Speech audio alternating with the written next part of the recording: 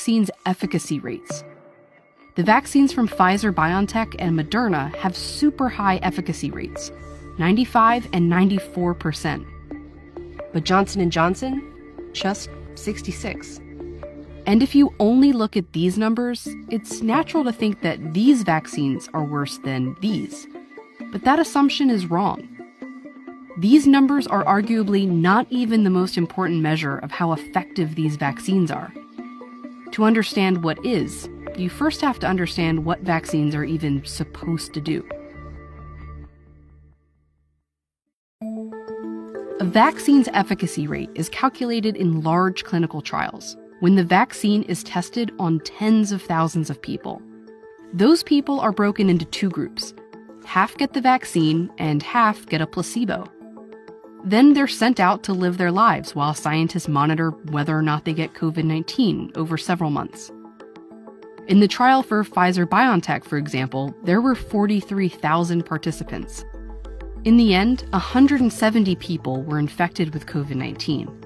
And how those people fall into each of these groups determines a vaccine's efficacy. If the 170 were evenly split, that would mean you're just as likely to get sick with the vaccine as without it, so it would have a 0% efficacy.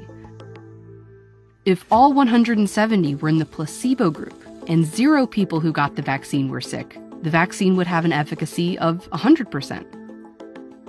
With this particular trial, there were 162 in the placebo group and just 8 in the vaccine group. It means those who had the vaccine were 95% less likely to get COVID-19. The vaccine had a 95% efficacy. Now, this doesn't mean if 100 people are vaccinated, 5 of them will get sick.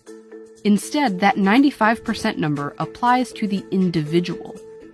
So each vaccinated person is 95% less likely than a person without a vaccine to get sick each time they're exposed to COVID-19. And every vaccine's efficacy rate is calculated in the same way. But each vaccine's trial might be done in very different circumstances. So one of the biggest considerations here when we look at these numbers is the timing in which these clinical trials were performed. This is the number of daily COVID-19 cases in the US since the pandemic began. The Moderna trial was done completely in the US, here in the summer. The Pfizer-BioNTech trial was primarily based in the US too, and at the same time. Johnson & Johnson, however, held their US trial at this time, when there were more opportunities for participants to be exposed to infections. And most of their trial took place in other countries, primarily South Africa and Brazil. And in these other countries, not only were case rates high, but the virus itself was different. The trials took place as variants of COVID-19 emerged and became dominant infections in these countries, variants that are more likely to get participants sick. In South Africa, most of the cases in the Johnson & Johnson trial were that of the variant, not the original strain that was in the US over the summer. And despite that, it still significantly reduced infections. If you're trying to make one-to-one head-to-head comparisons between vaccines, they need to have been studied in the same trial with the same inclusion criteria in the same parts of the world at the same time. If we were to take Pfizer and Moderna's vaccine and redo their clinical trial at the same time that we did J&J's clinical trial, we might see quite different efficacy numbers for those. These efficacy numbers really just tell you what happened in each vaccine's trial, not exactly what will happen in the real world.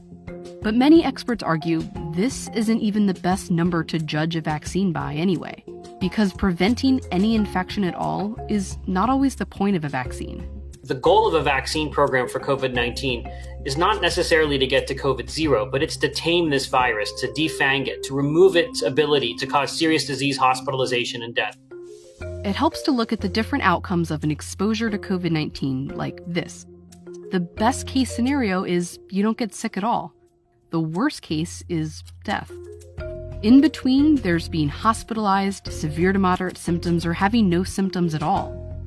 In the absolute best circumstances, vaccines give you protection all the way to here. But realistically, that isn't the main objective of COVID-19 vaccines. The real purpose is to give your body enough protection to cover these possibilities. So if you do get an infection, it feels more like a cold than something you'd be hospitalized for. And this is one thing that every one of these COVID-19 vaccines do well. In all these trials, while some people in the placebo groups were hospitalized or even died from COVID-19, not one fully vaccinated person in any of these trials was hospitalized or died from COVID-19. One thing that I wish that Mary would have understood was that all three vaccines have essentially 100% effectiveness in protecting from death.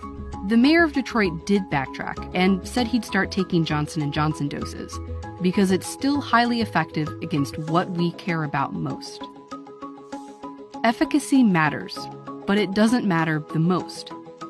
The question isn't which vaccine will protect you from any COVID infection, but which one will keep you alive or out of the hospital? Which one will help end the pandemic? And that's any of them. The best vaccine right now for you is the one that you're offered. With each shot that goes in someone's arm, we get closer to the end of this pandemic.